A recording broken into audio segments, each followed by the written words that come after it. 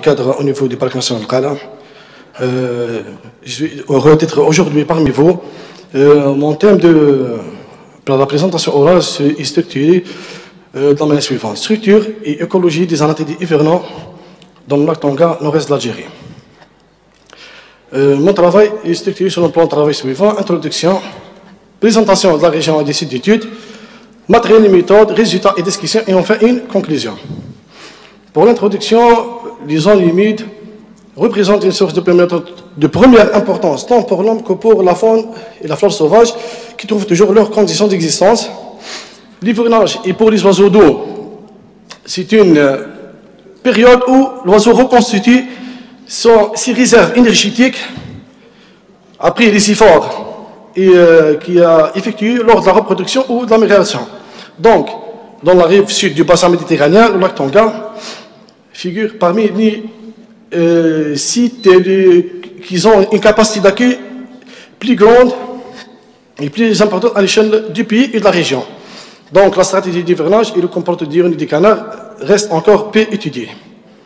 Pour la présentation de la région et des études, le parc national Qala d'une superficie égale à 67 436 hectares. On trouve une mosaïque d'écosystèmes qui se trouve en succession, donc de la mer du nord vers l'ouest. On trouve vers le sud, du nord vers le sud, on trouve l'écosystème marin, l'écosystème dunaire, l'écosystème forestier et l'écosystème lacustre.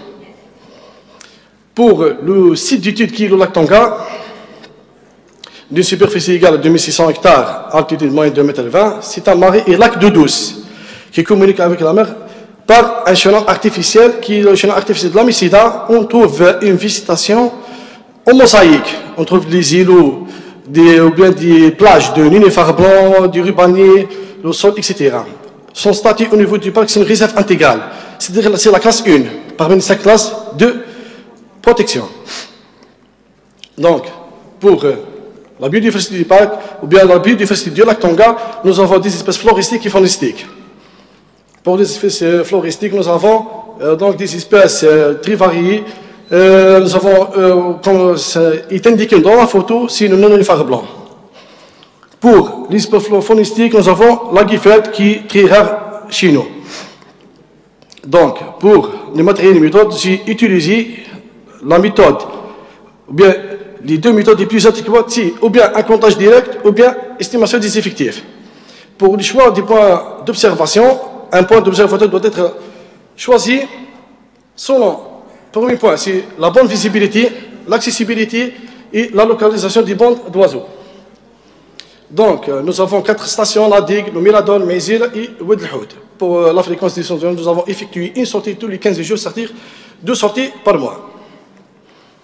Donc, nous avons l'étude du budget d'activité, c'est-à-dire nous avons étudié le budget d'activité à raison d'une sortie chaque semaine, de 7 h du matin jusqu'à 16 h du soir, totalisant 54 heures d'observation. Donc, le comportement de l'oiseau a été divisé en 6 activités: l'alimentation, le sommeil, la nage, la toilette et le vol et la parade. Matériel utilisé sur le terrain, c'est un télescope, un compteur, un guide des oiseaux et un crayon. Donc, pour l'analyse de la structure problématique, on utilise les indices suivants: la richesse spécifique, la densité, la diversité spécifique et l'équitabilité. Résultats et discussions. Au cours de mon étude, j'ai compté 11 espèces d'anatides, qui sont canard siffleur, col vert, sushi, pili, sarcelle d'hiver, filigule minois, morillon, le niloca, l'iris madire et l'oie-cendrée. Parmi ces 11 espèces, 2 sont protégées, qui sont sur la liste rouge de l'UICN et qui sont l'iris madire tête blanche et le filigule niloca. Le premier est en danger, le deuxième est quasi menacé, totalisant un pourcentage de 18%. Donc, pour le statut biologique, parmi ces 11 espèces, 8 sont hivernantes, totalisant un pourcentage qui est égal à 73%, 2 nicheurs, et qui sont l'iris madire tête blanche et le filigule niloca, avec un pourcentage de 18%, et une sédentaire qui est le canard col vert. Pour les modalités d'hivernage, c'est-à-dire chaque espèce a un spectre de fluctuation qui fluctue, c'est-à-dire de septembre jusqu'à avril. Il y a une fluctuation dans l'effectif, c'est-à-dire une variation. En partant de septembre jusqu'au mois d'avril, c'est-à-dire le pic est toujours ou bien presque, chez la totalité des espèces, est atteint lors du mois de janvier. C'est-à-dire les oiseaux d'eau, principalement les anatidies, en instinct grégaire. On trouve en grand nombre, surtout le mois de janvier. C'est pour cela qu'on effectue le dénombrement international des oiseaux d'eau lors du mois de janvier. Pour le canard colvert, c'est un sédentaire et également un nicheur. Les autres espèces aussi, toutes ces espèces de fluctuation. Donc, pour l'iris mature à tête blanche et le Fuliginoloca, leurs effectifs commencent à augmenter progressivement dès le mois d'avril, c'est-à-dire que ce sont des nicheurs. Leur population commence à s'accroître ou bien à s'installer au lac Tanga en augmentation progressive dès le mois d'avril. Les cendriers sont en effectif, son pic est atteint lors du mois de novembre et c'est un oiseau hivernant. Pour la fluctuation mensuelle des anatidies au lac Tanga, nous avons atteint le pic lors du mois de janvier avec 15 231 individus et au-delà de cette date, les effectifs commencent à chuter, c'est-à-dire il y a une baisse régulière des individus car c'est la période de migration, donc la plupart des espèces vont migrer vers les sites de nidification. Donc, pour la structure du peuplement, nous avons la liste spécifique, c'est-à-dire le nombre d'espèces recensées sur site, la diversité et l'équitabilité. Le maximum est mentionné en rouge, c'est-à-dire le pic pour la richesse spécifique est atteint depuis le mois d'octobre, c'est-à-dire on trouve presque la totalité des espèces. À partir du mois de mars, la richesse commence à diminuer, c'est logique, parce que c'est la période où l'oiseau effectue c'est-à-dire qu'il va quitter le site, que ce soit pour la nidification en d'autres sites, ou bien pour effectuer la migration de retour. Pour la diversité équitabilité, elle est au maximum lors du mois de janvier, c'est-à-dire qu'il a, pour l'équitabilité, elle tend vers 1, c'est-à-dire qu'il y a une espèce qui est dominante. Automatiquement, la plupart des années, on trouve le canard siffleur et la sarcelle d'hiver qui domine au niveau du lac Tanga. Pour la distribution spatio-temporelle, nous avons au cours de l'hivernage c'est-à-dire qu'on va diviser l'hivernage en 3 parties. La période de pré-hivernage, c'est-à-dire les 3 mois, septembre, octobre et novembre. Le mois de janvier, février, décembre, janvier, février, c'est le plein hivernage. Mars, avril, c'est le post-hivernage ou bien c'est le pré-nidification. Donc, la première petite partie, c'est-à-dire septembre jusqu'à novembre, les oiseaux se trouvent surtout sur la rive du lac. Le niveau d'eau est très bas, où ils trouvent leur alimentation favorable, c'est-à-dire les mollusques, les invertébrés, les vers de terre, etc. Dès que s'installe la période de plein hivernage, qui s'accompagne par des précipitations importantes, donc il y a automatiquement une élévation du niveau d'eau, donc les oiseaux d'eau, bien exactement les anatidies, vont s'éloigner de la rive pour se concentrer en bande importante au centre du lac. Donc nous avons déjà une idée sur la distribution spatio-temporelle.